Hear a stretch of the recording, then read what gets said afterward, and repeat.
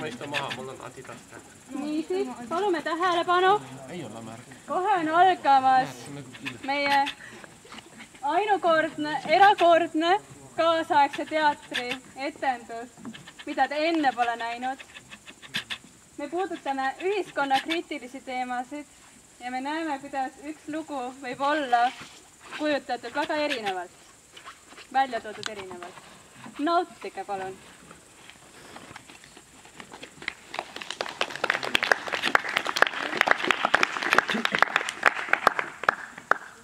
Mul oli täna väga pikk tööpäev ja mõtlesin, et võiksin käia poes, ostan paar viinapudelit, natukene juua siis õhtul sõpradega ja ma läksin siis poodi ja ostsin paar viinapudelit ja natukene õlut ja siis astusin uksest välja, natukene vaatasin ringi ja siis mingi mutt jooksis minu otsa ja siis kukkusin pikali ja kõik viinad läksid puru sinna maha ja siis oli küll halb ja tema ainult jooksis minema ja mina hõikasin, et mis sa nüüd tegid ja mina korjasin kõik, mis oli nagu jäänud korda ja siis mina läksin minema ka.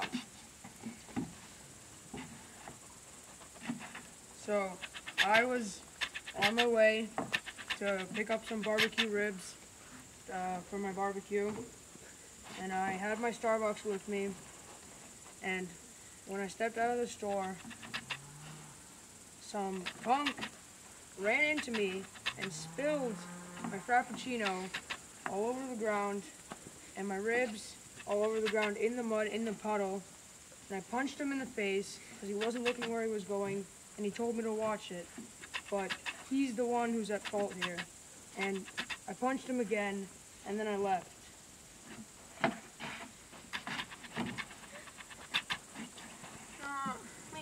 Mis oleks just tavaline päev oli ja ma olin maru väsinud, ma olin juba 2 nädalat iga päev 12 tundi töötanud ja no läksin poodi, et ikka lastele süüa osta ja no okei, üks viinapudel oli ka, aga ja siis tulin poest välja ja kott oli ka jube raske ja siis mingi noor tüüp nagu tuli minu poole, olid klapid peas ja ta ei näinud ega kuulnud midagi.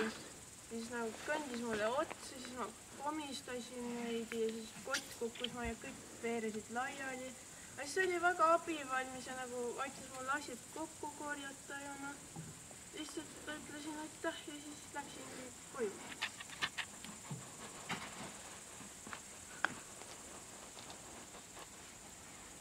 Tere hommikust, Pede!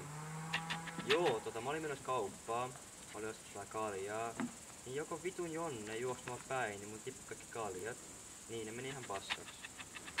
Niin, joo, mä otin vihan Jonne, joo. Niin, voitko tuoda vähän kaljaa, kun sä tulet meille? Okei, kiitos, leitko. Isika lahkub poest, raske toidukott käes, vaatab, telefon heliseb. Isik B siseneb poodi. Tal on käed taskus, kõrvalsaatud peas ja valib muusika mängimas. Tal on nägu naerul ning pea on mõtteid täis. Isik A otsib oma telefoni. Nad põrkuvad! Isik A toidukast maha. Isik B vabandab. Nad korjavad kõik asjad koos isik ülesse. Nad tõuseb püsti. Nad naeratavad. Ning nad lähevad mõlemad oma teed.